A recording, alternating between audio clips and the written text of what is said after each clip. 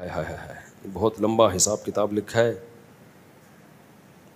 دیکھو, باغی بن کے شادی کرو, باغی بن کے نکاح کرو, کر کے بتاؤ سوسائٹی کی ایسی کی تیسی. اگر سورس آف انکم نہیں ہے تو اس نیت سے کمانا شروع کرو کہ شادی کروں گا, اللہ مدد کرے گا آپ. اور کسی چیز میں آر محسوس نہ کرو. ٹماٹر کی ریڈی لگانی ہے اور ریڈی لگا لو, اللہ دیکھنا کیسی برکت دے گا. آپ کا ایک وقت پہ ٹماٹروں کا بزنس ہوگا, سمجھ رہے ہو.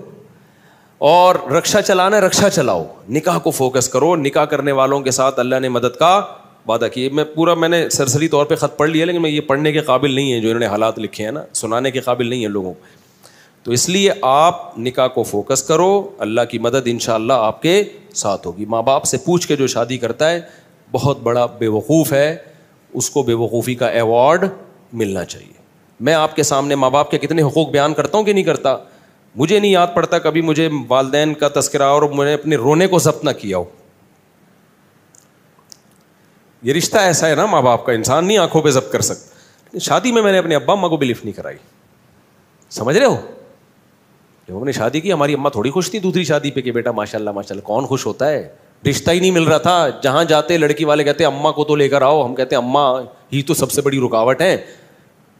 تو ہم نے اپنی اماں کے ٹوٹی پھوٹی کوشش کی قدموں میں جنت تلاش کریں. ہم نے میں نہیں کہہ رہا ہم نے بہت کوئی خدمت کی ہے, تو ٹوٹی پھوٹی کوشش کی کہ ہم اماں ہم سے راضی ہی جائیں. الحمدللہ راضی ہی گئی ہیں دنیا سے, لیکن بھائی اللہ پہلے ہے.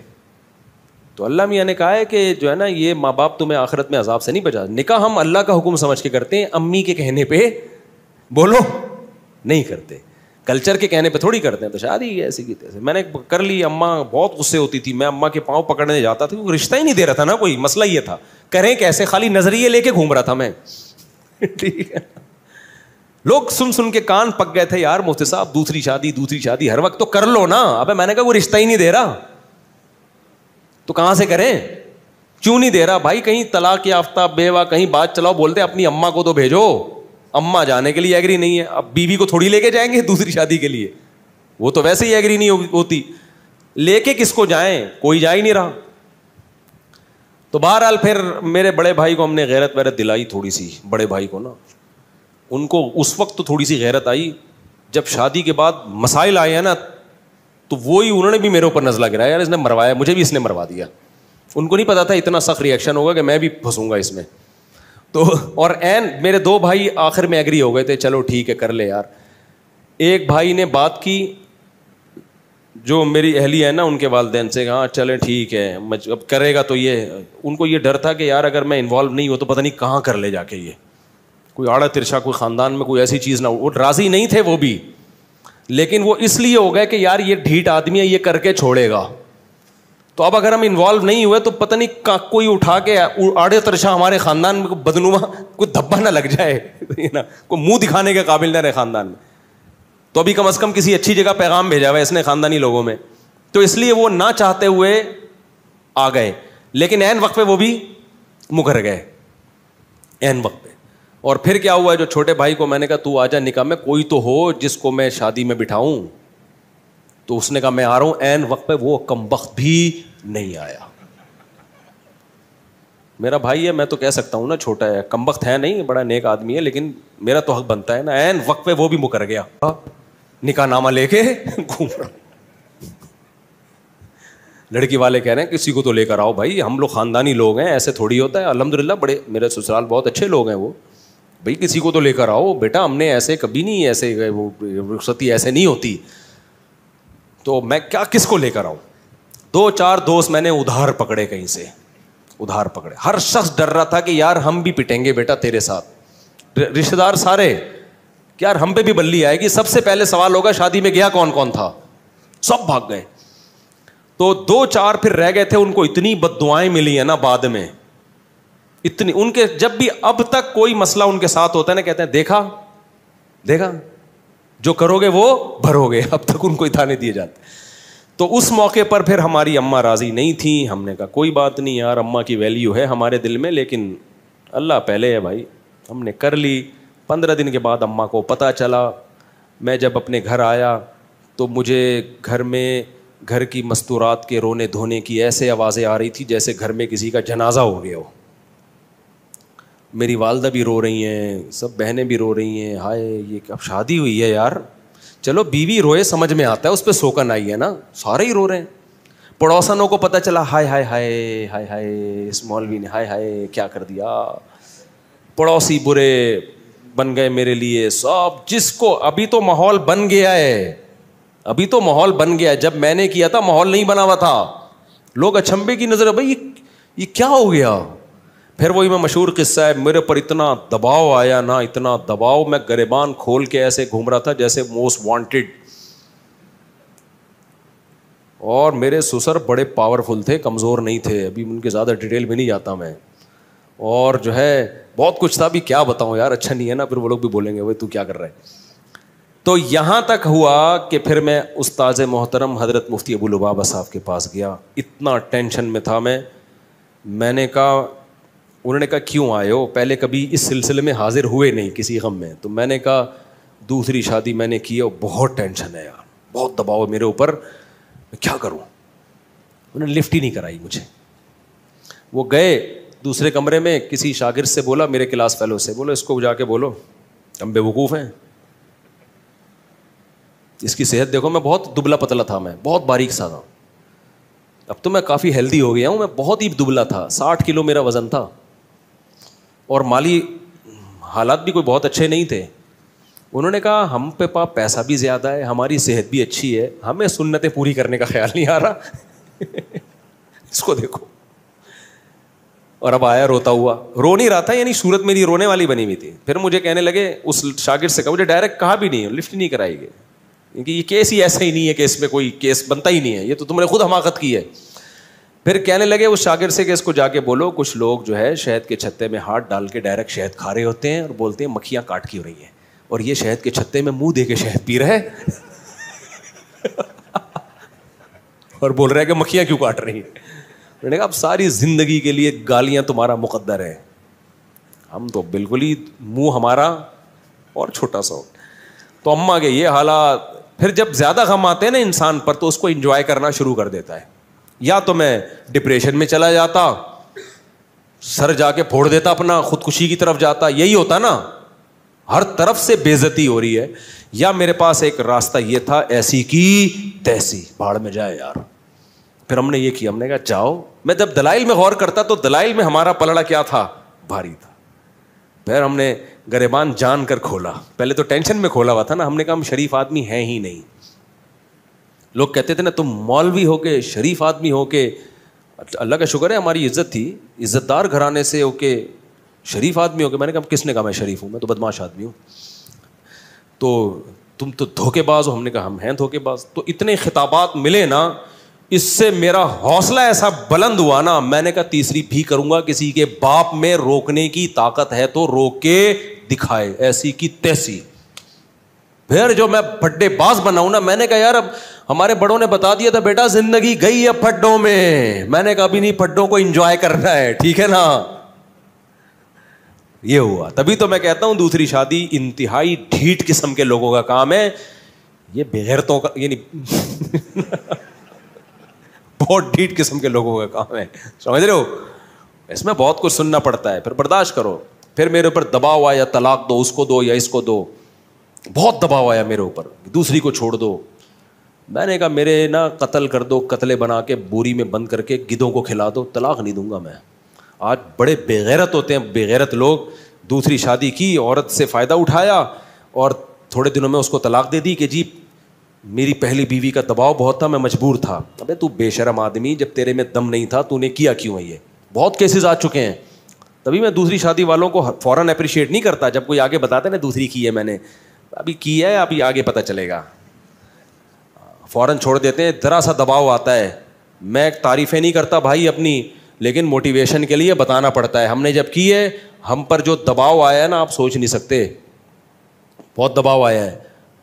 تو میں نے کہا کہ مجھے, یہ میرے الفاظ ہیں, آپ بھی سیکھ لو. میں نے کہا مجھے قتل کرو, چاپڑ لے کے بوٹیاں بنا کے کوؤں کو کھلا دو, یہ ہو سکتا ہے, طلاق نہیں ہوگی. اب غلط کیا, صحیح کیا, کر لیا, بس. سب کہہ رہے تھے غلط کیا, میں کہہ رہا تو چلو اس پہ مشورہ کریں گے, غلط کیا کہ صحیح کیا ہے, کر لیا. اب یہ ریورس نہیں ہوگا, یہ عمل, سمجھ رہے ہو, اب یہ عمل ریورس نہیں ہوگا. تو ایسے دھماکے کرنے ہیں تو کرو بھائی, ورنہ جیسے تمیز سے بیٹھے ہوئے ہو نا ایسے زندگی گزارو. لیکن خدا کی قسم اس ٹینشن کا اپنا مزہ ہے یار. اتنا مزہ آ رہا تھا نا گریبان کھول کے, ابھی ادھر جا رہا ہوں, وہاں گالیاں سننے کو ملی, پھر ادھر آ رہا ہوں. تو اس سے اتنے فائدے مجھے زندگی میں حاصل ہوئے, اتنا کانفیڈنس. پھر میں نے کہا اب تیسری کروں گا, پھر پھڈے. ابھی میرا بیٹا مجھے کہہ رہا ہے ابا میری شادی کر دو, زبان سے نہیں کہہ رہا, ادھر ادھر سے اشارے کروا رہا ہے. تو میں نے پتہ ہے کیا کہا ہے, میں کر دوں شادی, مجھے کوئی وہ نہیں ہے, میں بچوں کی شادی بر وقت کرنے کا قائل ہوں. ہاں میں لوگوں سے یہ کہتا ہوں کہ بچے میں اگر ذرا سا بھی خطرہ ہے نا کہ باپ پہ بوجھ بنے گا, پھر اپنے خرچے پہ نہیں کرو, کیونکہ بعض بچے ابا کے خرچے پہ کر کے پروڈکٹ ہر سال آتی رہے گی ان کی, وہ سارے خرچہ کون اٹھائے گا, وہ اپنی ذمہ داری نہیں اٹھاتے. تو پھر ایسے میں ماں باپ کو کبھی ترغیب نہیں دیتا کہ اپنے خرچے پہ بیٹوں کی شادی کرو. ہاں بیٹا سمجھدار ہے, آپ کو پتا ہے کہ یہ اپنی ذمہ داریاں پوری کرے گا, ابھی بے روزگار ہے, کل روزگار لگ جائے گا, تو پھر باپ کو چاہیے کر دے. لیکن مسئلہ میرے ساتھ ایک یہ آ رہا ہے کہ یار اگر میں اپنی بہو ابھی اسی گھر میں لے آؤں اور ساس بہو کے جھگڑے ہو گئے شروع, تو اپنے جھگڑے تو انسان نمٹا سکتا ہے, دوسروں کے نہیں نمٹا سکتا. تو پھر میں اپنے بارے میں بولتا ہوں تیرا کیا ہوگا کالیا, یعنی میرا کیا ہوگا کالیا, کیونکہ میں نے پہلے دوسری کی, پھر پھڈے ہوئے, پھر تیسری کی, پھر دوبارہ سے دونوں کے الگ سے پھڈے شروع ہو گئے, پھر چوتھی کی, پھر تینوں کے پھڈے. اب میں جا کے میری زندگی تھوڑا سکون میں آئی ہے, پھڈے مڈے ختم ہوئے, اب میں بہوؤں کے پھڈے شروع کر دوں. نہیں سمجھ میں آ رہی میرا خیال ہے, کیونکہ اب میں لے کر آیا تو میری بیگم کا پھڈا ہوا میری بہو کے ساتھ. مرد نہیں جھگڑے میں کرتا یار, مرد کا سسر کہے گا بہو سے کی خدمت کرنی ہے بیٹا کر لو, اللہ تمہیں جنت دے گا, نہیں کرنی تو بھاڑ میں جاؤ یار, ایسی کی تیسی. مرد اس چیزوں میں اگنور کر لیتا ہے. خواتین کے بڑے مسائل ہوتے ہیں, خواتین کے مسئلے ہوتے ہیں کہ جب آپ گھر پہ آؤ گے, آپ کی بیگم آپ سے بولو گی بہو نے آج مجھے یہ ٹکا سا جواب دیا ہے, کیا یہی تعلیم ہے شریعت میں؟ تو میں بہو سے پوچھوں گا کیوں بھائی ٹکا سا جواب دیا ہے, جھوٹ بول رہی ہیں یہ جھوٹ بول رہی ہیں, آپ جھوٹ بول رہی ہیں, میں کہ جھوٹی ہوں؟ بھائی وہ جھوٹی نہیں ہے, وہ سچی ہیں. پھر آپ اس سے پوچھو گے کہ خدا کی قسم پاگل ہو جاؤ گے نا, الٹے لٹک کے مر جاؤ گے, یہ فیصلہ کرنا کہ ان میں صحیح کون ہے غلط کون ہے, برباد ہو جائے گی تمہاری زندگی. سارے جمعے اتوار کے بیانات ختم, مسائل کے سیشن ختم, میں ساس بہو کے جھگڑے ہی بیٹھ کے نمٹاتا رہوں گا. میرا نظریہ یہ بھائی بہو لاؤ, بچوں کی شادی ٹائم پہ کرو, بولو بھائی آئے گی نہیں اس گھر میں, سمجھ رہے ہو, ٹینشن مت پالو اپنے لیے, آئے گی دوسرے گھر میں. اپنے بیٹوں سے جا کے ادھر ہی جا کے مل لیا کرو, بہو سے بھی عزت دے دے گی, ٹھیک ہے بیزتی کا خطرہ ہوا تو بیزتی سے پہلے نکل آؤ. کیا خیال ہے؟ آج کل کی بہویں مارکیٹ میں کہاں سدھری بھی آ رہی ہیں یار. میں جانتا ہوں جوائنٹ فیملیوں میں عزت دار لوگ بڑے تمیز سے رہ رہے ہیں, ہمارے اپنے ریلیٹیو ہیں, ساری بہویں اکٹھی بڑی لائف کو انجوائے کر رہے ہیں وہ لوگ, لیکن ہر جگہ ایسے نہیں ہوتا. اب ہم جب لائیں گے ہمیں کیا پتہ یہ اگلا نکلے گا کیا, اچھے نکل آئے تو بہت اچھی بات ہے, نہیں تو بھائی ہماری تو زندگی برباد ہو جائے گی یار. تو میں جوائنٹ فیملی کا اس زمانے میں قائل نہیں ہوں.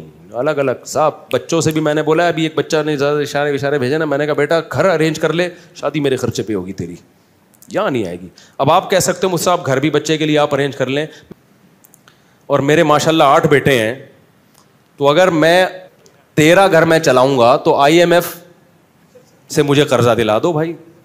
اور بیٹے میں ایک بھی نالائق نکل آیا نا جس کو عادت ہو گئی ابا کا مال کھانے کی, وہ تو میرے بچے پیدا کرنے والے بیانات روزانہ سنے گا بیٹھ کے, خوب اسپیڈ سے بچے نکالے گا اور میری گودوں میں لا کے ڈالتا رہے گا.